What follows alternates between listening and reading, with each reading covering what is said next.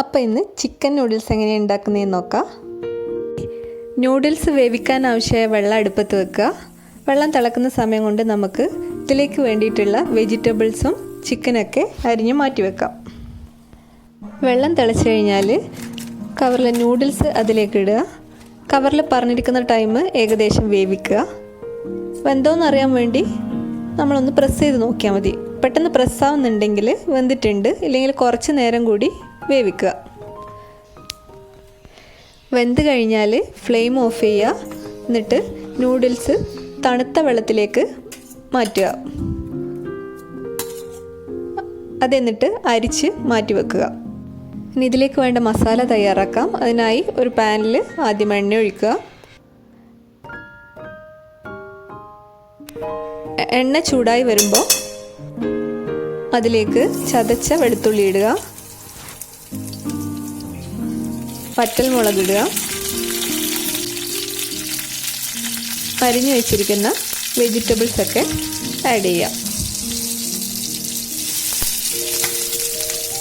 എന്നിട്ട് നന്നായി വഴറ്റുക. ഹൈ ഫ്ലെയിമിൽ വെച്ച് വേണം ഇത് വഴറ്റിയെടുക്കാൻ. സവാളയൊക്കെ ട്രാൻസ്പെറൻ്റ് ആവുന്നവരെ ഇത് വഴറ്റിയെടുക്കുക. നന്നായി വഴന്നു കഴിഞ്ഞാൽ ഇതിലേക്ക് അരിഞ്ഞു വെച്ചിരിക്കുന്ന ചിക്കൻ പീസ് ഇടുക. നല്ല നേർത്ത പീസായിട്ടാണ് നമ്മൾ അരിഞ്ഞു വെച്ചിരിക്കുന്നത്. ഇതും നല്ല ഹൈ ഫ്ലെയിമിലിട്ട് വഴറ്റുക. ചിക്കനൊക്കെ ഒരു വെളുത്ത നിറാവുന്ന വരെ ഇത് വഴറ്റിയെടുക്കുക. അപ്പോഴേക്കും ചിക്കൻ വെന്തിട്ടുണ്ടാവും.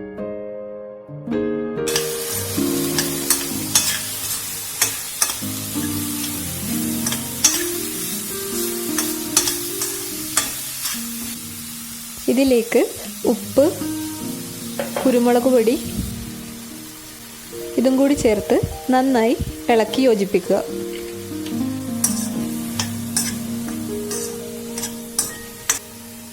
അതിനുശേഷം സോയ സോസ് ഒഴിക്കുക. വീണ്ടും നന്നായി ഇളക്കുക. വിനീഗർ ഒഴിക്കുക, ഇളക്കുക. മസാലയൊക്കെ പാനിൻ്റെ ഒരു സൈഡിലേക്ക് മാറ്റി കുറച്ച് എണ്ണ ഒഴിക്കുക. മുട്ട സ്ക്രാമ്പിൾ ചെയ്യുന്നതിന് വേണ്ടിയിട്ടാണിത്. എണ്ണ ചൂടായതിന് ശേഷം മുട്ട പൊട്ടിച്ചൊഴിക്കുക. ഇവിടെ ഞാൻ ഒരു മുട്ടയാണ് എടുത്തിരിക്കുന്നത്. 2 മുട്ട വേണമെങ്കിലും എടുക്കാം.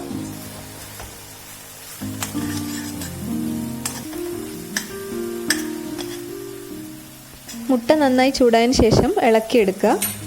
മുട്ടയും ബാക്കി മസാലയും കൂടി മിക്സ് ചെയ്യുക. നന്നായി മിക്സ് ചെയ്യുക. മിക്സ് ചെയ്തതിന് ശേഷം അരിച്ച് മാറ്റി വെച്ചിരിക്കുന്ന നൂഡിൽസ് ഇടുക. അതിൻ്റെ മുകളിൽ കുറച്ച് എണ്ണ ഒഴിക്കുക. വീണ്ടും മസാലയും നൂഡിൽസും എണ്ണയും എല്ലാ സ്ഥലത്തും എത്തുന്ന രീതിയിൽ നന്നായി ഇളക്കി യോജിപ്പിക്കുക. ഒരു ഫോർക്ക് യൂസ് ചെയ്തിട്ട് ഇളക്കുന്നതായിരിക്കും കുറച്ചും കൂടി നല്ലത്.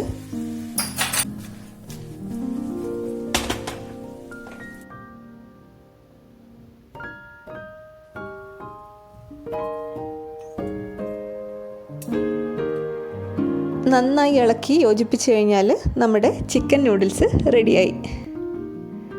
അപ്പോൾ അടുത്തൊരു വീഡിയോ ആയിട്ട് വീണ്ടും കാണാം. അതുവരേക്കും ബൈ.